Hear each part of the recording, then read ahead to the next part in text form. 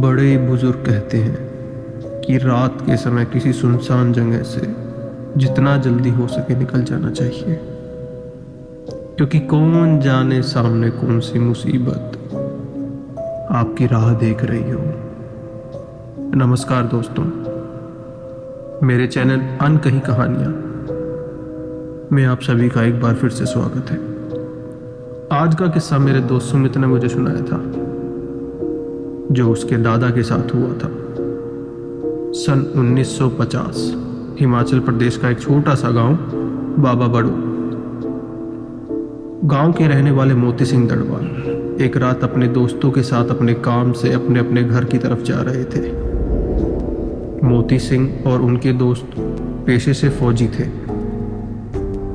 नवंबर की उस सर्द रात में तीनों ठंड के मारे कांप रहे थे और जितना जल्दी हो सके अपने अपने घर पहुंचना चाहते थे,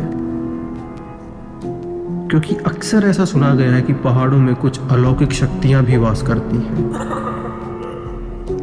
जिन्हें ना तो कोई आज तक समझ पाया है और ना ही जान सका है। मोती सिंह और उनके दोस्त आपस में अपने काम की बातें करते हुए एक पगडंडी पर चल रहे थे। रास्ता एकदम सुनसान था। बिजली ना होने की वजह से तीनों के हाथ में एक एक टॉर्च थी, जिससे उन्हें रास्ते का थोड़ा बहुत अंदाजा तो लग रहा था। आसपास के जंगली जानवरों की आवाजें उनके मन में और भी ज्यादा डर बना रही थी। कुछ दूर चलने के बाद मोती सिंह के दोस्तों का तो घर आ गया था और उन्होंने मोती सिंह को अलविदा कहा, लेकिन मोती सिंह ने जितना जल्दी हो सके उनसे हाथ मिलाकर वहां से निकलना जरूरी समझा, क्योंकि अब बाकी का रास्ता उन्हें अकेले तय करना था। जैसे जैसे अंधेरा बढ़ता जा रहा था, मोती सिंह के कदम और भी तेज होते जा रहे थे। कुछ दूर चलने के बाद उन्हें ऐसा महसूस हुआ शायद उनके पीछे कोई खड़ा है। मोती सिंह का दिल जोरों से धड़कने लगा और माथे से पसीना बहने लगा, लेकिन उन्होंने पीछे मुड़कर नहीं देखा और अपने घर की तरफ दौड़ पड़े। तभी अचानक उन्होंने देखा एक औरत उनके सामने एक पेड़ के नीचे खड़ी है, जिसे देखकर वो रुक गए और बड़ी हिम्मत करके उस औरत से पूछा, तुम यहां इतनी रात को क्या कर रही हो? उस औरत ने जवाब दिया, वो मैं यहां अपना कुछ सामान फेंकने आई थी। तब मोती सिंह ने कहा, इतनी रात को ऐसे निकलना ठीक नहीं है, जाओ अपने घर। तब औरत ने कहा, अगर आप बुरा ना माने तो क्या आप मुझे मेरे घर तक छोड़ देंगे? यही थोड़ा ऊपर की तरफ है और वैसे भी अंधेरा काफी हो गया है, मेरे पास कोई रोशनी भी नहीं है। तो मोती सिंह ने कहा, ठीक है चलो। दोनों अंधेरे में एक टॉर्च के सहारे चले जा रहे थे। अंधेरा और भी घना होता जा रहा था। तभी सामने कुछ दूरी पर एक लकड़ी का छोटा सा घर दिखाई देता है और वो औरत कहती है, वो आ गया मेरा घर, आइए एक कप चाय पी लीजिए, आखिर आपने मेरी इतनी मदद जो की है। तब मोती सिंह ने कहा, अरे नहीं नहीं, इसकी कोई जरूरत नहीं है, ये तो मेरा फर्ज था। औरत कहती है, अरे चलिए ना, सिर्फ कुछ ही देर की तो बात है, मैं ज्यादा समय नहीं लूंगी, वैसे भी बहुत सर्दी है, आपको चाय पीकर अच्छा लगेगा।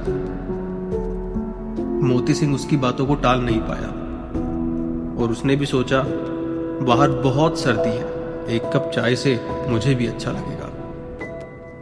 और वो दोनों उसके घर चले गए। औरत ने मोती सिंह को कहा, आप यहां इंतजार करिए, मैं चाय बना के लाती हूं। मोती सिंह उस औरत का वही बरामदे में इंतजार करने लगा। एक तरफ मोती सिंह को घर पहुंचने की बड़ी जल्दी थी, लेकिन बाहर का घुप अंधेरा और जंगली जानवरों की आवाज मोती सिंह को और भी ज्यादा डरा रही थी। अरे और कितना समय लगेगा?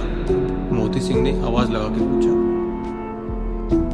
बस कुछ देर और, चाय लगभग बन ही चुकी है, आप बैठिए, मैं बस अभी लेके आती हूं। मोती सिंह को एक अजीब सी बेचैनी खाई जा रही थी कि एक चाय बनाने में इतनी देर क्यों लग रही है। मोती सिंह ने थोड़ी हड़बड़ाहट में कहा, सुनो, मैं चाय फिर कभी पी लूंगा, अभी मुझे निकलना चाहिए। तभी एकदम से आवाज आती है, अरे बस बन गई आपकी चाय, चाहो तो खुद देख लो। जैसे ही मोती सिंह अंदर की तरफ झांके, उनकी आंखें फटी रह गई और मानो पूरा शरीर एक झटके में ठंडा पड़ गया। मोती सिंह ने देखा चूल्हे में आग जल रही थी और उस पर चाय भी बन रही थी, लेकिन उस चूल्हे में लकड़ी की जगह उस लड़की के पैर जल रहे थे जिस पर वो चाय बना रही थी और मोती सिंह की तरफ देखकर मुस्कुरा रही थी। मोती सिंह ने आओ देखा ना ताओ और जैसे तैसे अपना सामान उठाया और टॉर्च की लाइट में गिरते पड़ते भाग खड़े हुए। उस रात मोती सिंह की तबीयत इतनी ज्यादा खराब हुई कि उनको ठीक होने में काफी समय लग गया। उस दिन के बाद मोती सिंह ने कभी वो रास्ता दोबारा नहीं चुना। तो दोस्तों, कैसी लगी आपको सुमित की ये सच्ची कहानी? मुझे कमेंट करके जरूर बताना, और कहानी अच्छी लगी हो तो चैनल को सब्सक्राइब करना मत भूलना, क्योंकि किसको पता अगली चाय आप उसी औरत के साथ पी रहे हो।